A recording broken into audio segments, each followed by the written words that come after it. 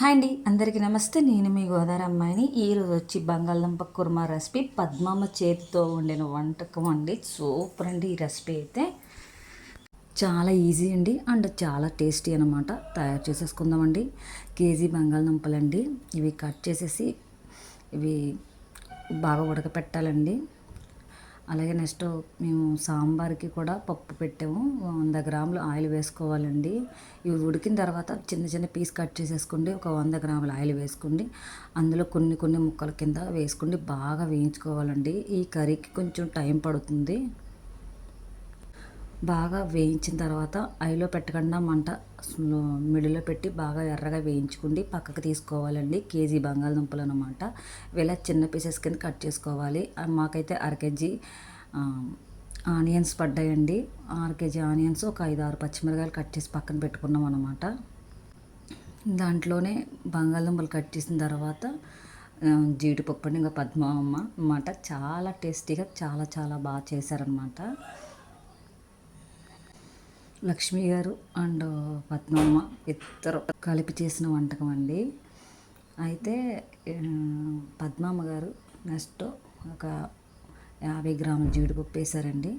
వేగిన తర్వాత పక్కకి అందులోనే మేము బంగాళదుంప వేగిన దాంట్లోనే వేసారన్నమాట. నెక్స్ట్ ఒక స్పూన్ శనగపప్పు, ఒక స్పూన్ మినపప్పు కూడా వేశారండి.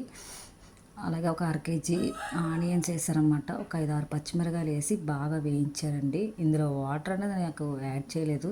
ఉడకబెట్టడానికి తప్ప వాటర్ అసలు వేయలేదండి. నేను అసలు వాటర్ వేయకుండా ఎలా కర్రీ అనుకున్నాను. కానీ చాలా బాగుంది టేస్ట్ అయితే. ఈ పోపులు వేగిన తర్వాత అందులో అల్లం వెల్లుల్లి పేస్ట్ ఒక స్పూన్ వేశారు. అది కూడా అందులో వేయగానే బాగా వేయించారనమాట. బాగా వేగిన తర్వాత అసలు చాలా ఓపుగా చాలా టేస్టీగా అండ్ ఒక 3 స్పూన్లు కారం అయితే యాడ్ చేశారండి. కారం వేసిన తర్వాత బాగా కలిపారు. దాంట్లోనే గట్టి పెరుగండి 2 స్పూన్లు వేశారు.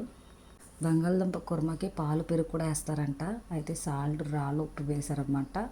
సరిపడంత రాళ్ళు ఉప్పు కూడా వేసుకున్నామండి. అలాగే బాగా వేయించుకున్న జీడిపప్పు అండ్ బంగాళదుంపలు వేయించినవి కూడా ఇందులోనే వేసామండి. బాగా కలిపారనమాట. చాలా టైం పట్టది.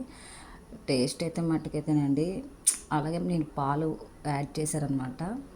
ఒక 50 గ్రాములు పాలు యాడ్ చేశారండి. నేను నీళ్ళు అనుకున్నాను కానీ పాలు యాడ్ చేశారు. సూపర్. కొంచెం కొత్తిమీర ఉంటే యాడ్ చేసుకోవాలండి. అంతేనండి, చాలా ఈజీ. పద్మమ్మ గారు బంగాళదుంప కుర్మా చాలా బాగుంది కర్రీ అయితే.